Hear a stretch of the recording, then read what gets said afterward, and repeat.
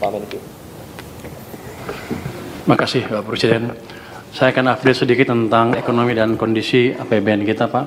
Kalau bisa langsung halaman 6. Jadi sebetulnya kalau kita lihat dari sisi supply, ekonomi kita dalam keadaan yang amat baik.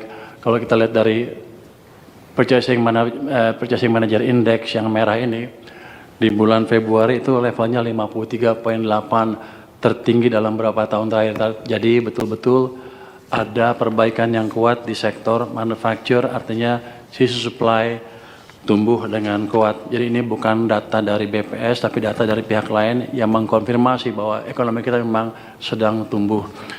Bisa lihat ke halaman 8, itu data inflasi di bulan Februari kelihatannya tinggi, 4,64. Kalau headline aja Pak. Ini penting karena kalau policy maker akan mikir bahwa ekonominya kepanasan, dia akan cenderung rem ekonominya. Tapi ini datanya data yang nggak akurat kalau kita pakai itu aja. Kalau kita hilangkan data-data subsidi listrik bulan Januari Februari tahun lalu, sebetulnya inflasi kita hanya sekitar 2,59% Pak. Jadi kita masih aman untuk tumbuh lebih cepat lagi, ekonominya nggak kepanasan. Jadi yang lain-lain nggak usah memperlambat pertumbuhan ekonomi. Halaman 9, untuk melihat ekonomi dan optimisme masyarakat, kita lihat terus meningkat. Sengaja saya taruh di sini karena di luar banyak yang bilang kita sudah resesi Pak. Ekonom-ekonom yang agak aneh itu bilang kita sudah resesi tinggal hancurnya. Padahal kalau kita dari tadi PMI naik ke level yang tinggi.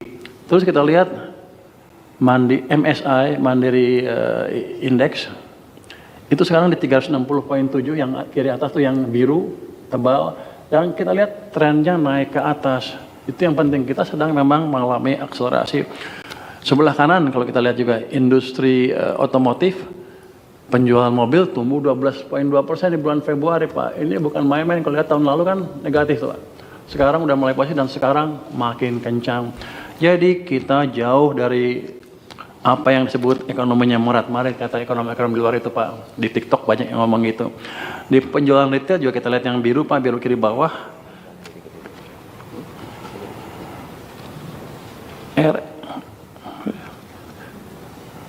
Penjualan retail naik ke level 6,9 yang oranye Pak. Itu 6,9. Itu kita lihat dibanding tahun lalu udah di atas banget Pak. Jadi kita keadaan bagus sekali sekarang Pak. Jadi kebijakan Bapak betul-betul bisa membangkitkan ekonomi. Terus kita lihat yang birunya itu adalah keyakinan konsumen. Itu juga 125,2. Itu di level yang amat tinggi sekali Pak. Artinya daya beli masyarakat betul-betul membaik. Banyak orang bilang katanya daya beli masyarakat terpukul. Ya kalau yang lagi susah ya susah tetap. Tapi kan kita lihat keadaan umum. Keadaan umum ditangkap dari survei kepercayaan konsumen. Jadi emang daya beli masyarakat membaik. Dan yang sebelah kanan saya ulang lagi, Purchasing Manager Index itu sekarang 53,8, tertinggi dalam beberapa tahun terakhir Pak. Jadi supply, demand semuanya dalam keadaan sehat sampai dengan Februari. Saya yakin kedepannya akan membaik terus. Next, kalau kita lihat dinamika global memang gonjang-ganjing kan mengganggu semuanya. Ada yang bilang rupiah hancur. Tapi kalau lihat betul Pak, itu sejak perang rupiah itu hanya terdepresiasi sebesar 0,3. Jadi sebetulnya bagus daya tahan kita. Yang real, yang pemain yang punya duit betul, bilangnya seperti ini. Tapi yang punya duit, yang nggak punya duit kali Pak, jelek-jelekin Pak. Dia nggak punya duit. Nggak ada Pak. Terus kalau kita lihat yang CDS, IDR 5 year juga 5 tahun masih relatif stabil Pak. Gambar yang kanan atas Pak itu adalah spread dari SBN terhadap Treasury di Januari 25 240 basis point, sekarang 243 basis point, naiknya hanya terbatas hanya 3 basis point. Artinya asing masih percaya ke kita. Yang domestik aja nggak percaya Pak. Terus kalau kita lihat, ya bukan domestik aja, pengamat domestik yang nggak percaya. Pak ya. Kalau kita yang bawah, lihat yang bawah tuh Pak, itu adalah capital flow ke negara, ke kita ya. Memang sempat naik turun, tapi kita lihat sejak November, Desember cenderung positif, sekarang juga masih positif. Kita lihat data di bulan Maret terakhir, yang outflow hanya SBN 0,7 triliun, di kotak itu Pak, SRBI inflow 2,2 triliun Maret ya. Jadi saham juga masih inflow 2,2 triliun di bulan Maret. Jadi setelah goncang di bulan Maret sepertinya masih masuk ke sini Pak. Artinya mereka percaya betul bahwa fondasi kita bagus. Ini kalau investor yang asli seperti ini Pak, karena mereka taruh uang. Terus next. Kita melakukan koordinasi fiskal dan moneter dengan Bank Sentral terus menerus. Seperti waktu dulu kan saya injek uang 200 triliun dan lebih. Nah sekarang uangnya masih di sana, saya jaga di sana untuk menjaga momentum pertumbuhan ekonomi. M0 uang base money, uang primer di bulan Februari itu tumbuh 14,2% Pak. Jadi ini udah cukup meminyaki pertumbuhan ekonomi. Kita lihat kredit di bulan Januari udah tumbuh 10%. Saya yakin angka bulan Februari akan lebih cepat lagi. DPK juga tumbuh 13,5%. Ini semua angka yang cukup sehat Pak. Bunga juga turun karena kita maintain likuiditas di pasar Pak. Mungkin saya langsung ke halaman 14. Ini Pak cerita ekonomi Indonesia. Ketika harga minyak mulai tinggi ke atas 100, banyak yang bilang ekonomi Indonesia akan hancur, morat-marit, nggak jelas gitu. Padahal pengalaman kita selama ini nggak demikian.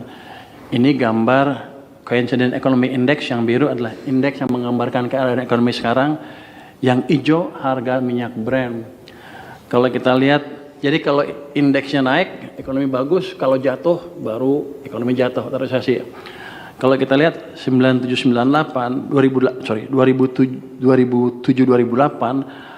harga Brent naik ke level yang tinggi sekali, itu di atas 220 on average monthly ya. Tapi yang biru masih naik Pak awal-awal, dia jatuh ketika globalnya meltdown, banyak ekonominya pertumbuhannya negatif, tapi dia jatuh. Tapi kan Pak, dengan kebijakan yang pas fiskal dan moneter pada waktu itu, kita masih bisa tumbuh 4,6%. Jadi kita cukup cermat lah, bisa mengendalikan hal itu. Kemudian naik lagi di tahun 2011, Februari itu angkanya di sekitar 10-120 harga minyak. Yang biru masih naik terus Pak. Artinya kalau kita punya kebijakan yang pas, moneter maupun fiskal dan kebijakan Bapak nantinya, despite walaupun global ekonomi harga minyak gonjang-ganjing, kita punya cara atau punya pengalaman untuk mengendalikan dampaknya ke perekonomian. Jadi kita nggak perlu takut Pak. Terus di COVID juga sama Pak. Waktu COVID itu kan jatuh yang biru tuh karena COVID. Tapi pada waktu harga minyak naik ke atas di tahun berapa? 2020 Pak ya. Yang biru kan masih trennya masih naik terus. Artinya kebijakan kita pada waktu itu bisa mengendalikan even dampak kenaikan harga BBM yang di atas $100 pada waktu itu. Yang jadi catatan adalah ke depan untuk kita adalah kita harus adjust dengan kebijakan atau dengan harga minyak global, tapi kita mesti ceritakan ke masyarakat kita bahwa kita pasti berhasil mengendalikan itu karena pengalaman selama ini kita berhasil. Jadi kita nggak usah takut Pak. Jadi yang analis-analis yang di TikTok, di YouTube yang bilang hancur, itu sama sekali nggak pernah ngelihat data Pak. Keadaannya seperti ini Pak. Baik, terima kasih.